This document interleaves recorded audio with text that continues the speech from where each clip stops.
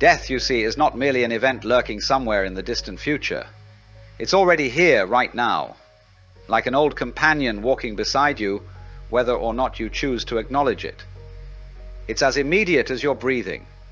Indeed, birth coincides with that very first inhale, and the final exhale is what we conventionally call dying. Yet every moment, if you pay the slightest bit of attention, you'll notice an endless rhythm of inhaling and exhaling, constant births and deaths taking place right under your nose. Our usual way of thinking is to tuck death away into tomorrow, to pretend it's patiently waiting somewhere down the line.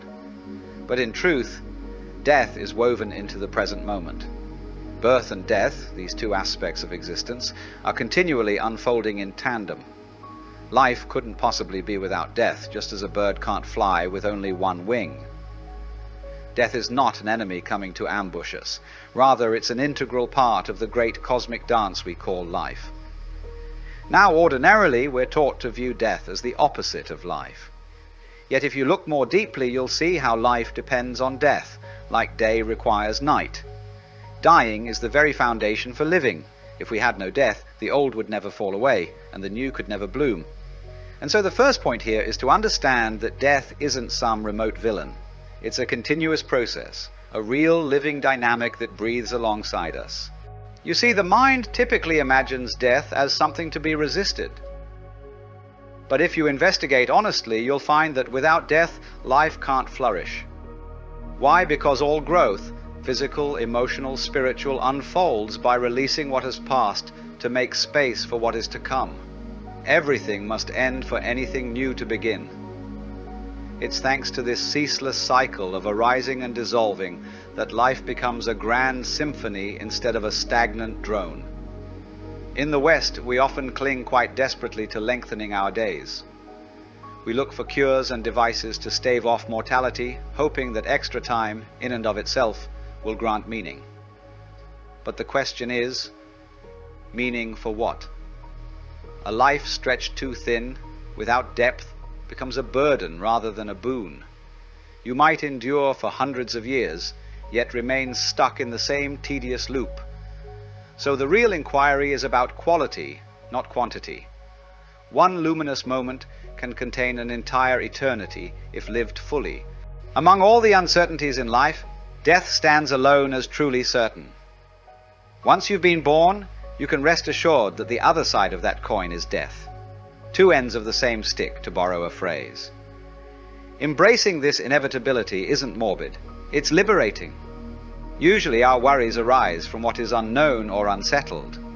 But what if you realized there's no need to dread that which is perfectly natural and, in fact, already happening?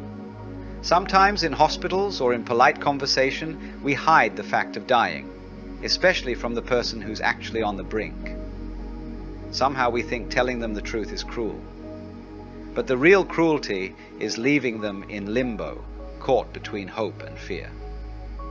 Interestingly, when people genuinely grasp that death is near and unavoidable, they often settle into a kind of calm acceptance. The real distress stems from uncertainty. This waiting, not knowing if life will continue or abruptly cease.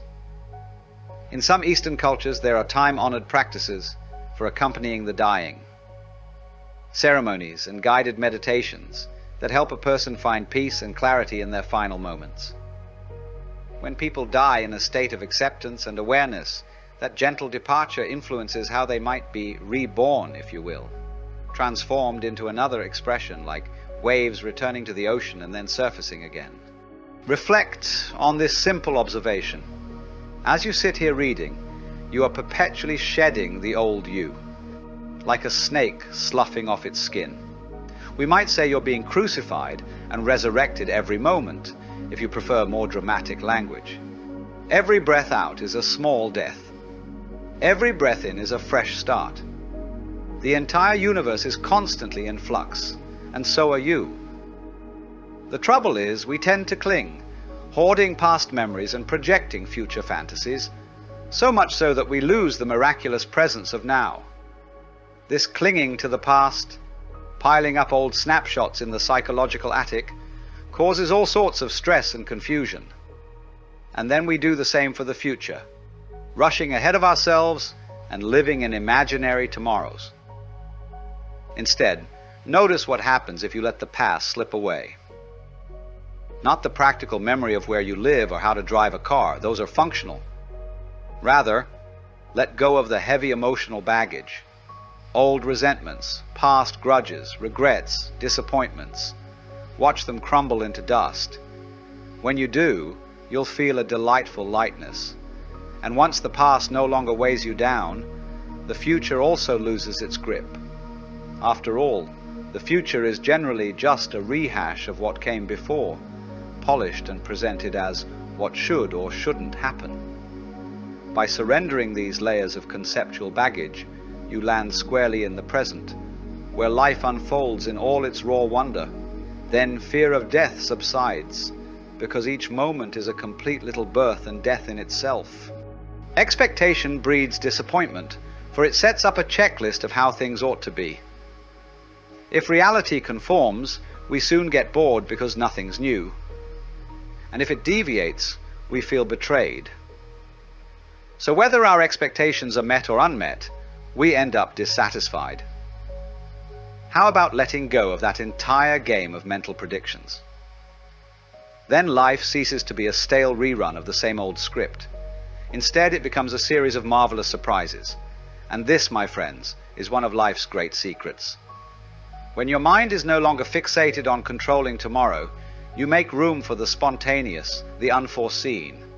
You rediscover the thrill of surprise, that childlike wonder at all the things you never anticipated. In this sense, you might say that God or the Tao is precisely the wonder of the unexpected. Not a theory or dogma, but a genuine aha, the sense of awe when reality shows up unannounced, unplanned, in ways more fantastic than your daydreams. Birth and death, like two riverbanks, create the channel through which the river of love and life flows. But this flow is a potential that you must realize for yourself. Life and death are given. Love, depth, and awakening are what you cultivate. Avoiding death out of fear only thwarts the vitality of life. The more you resist the idea of dying, the more you end up stifling your living. To truly live is to embrace death this very moment, recognizing how each passing instant dies away to give birth to something fresh. Once you see this intimately, you're no longer intimidated by your own endings, for you know that the end is a new beginning in disguise. When you've tasted life fully, you greet death as an old friend, not as a conqueror. You enter that mystery without protest. Realize it's not about piling up years, it's about living deeply in the time you have. One intense spark of awareness can reveal more than a century of dull repetition. That's why many of the wisest spiritual traditions emphasize the art of letting go. Letting go of past resentments, letting go of impossible ideals, letting go of the need to control. In that letting go, you find not a cold emptiness, but a vibrant spaciousness, an openness where life can continuously renew itself. If you allow the old dead leaves to drop away, a new springtime grows inside you. You won't need to worry about how long you live. Whether you're on this earth for a single day or 100 years, you can taste something timeless right here, right now. And once you grasp that, you live in harmony with the cosmic pulse, so to speak, rather than swimming against the current, hoping to dodge mortality. So here's the crux of it all. Death is always happening. To acknowledge that fact is not a morbid obsession, but a gateway to living more fully. Every exhale can be seen as a mini-death, every inhale as a rebirth. When we grasp that death is certain, that it's part of the natural rhythm of existence, our worries soften.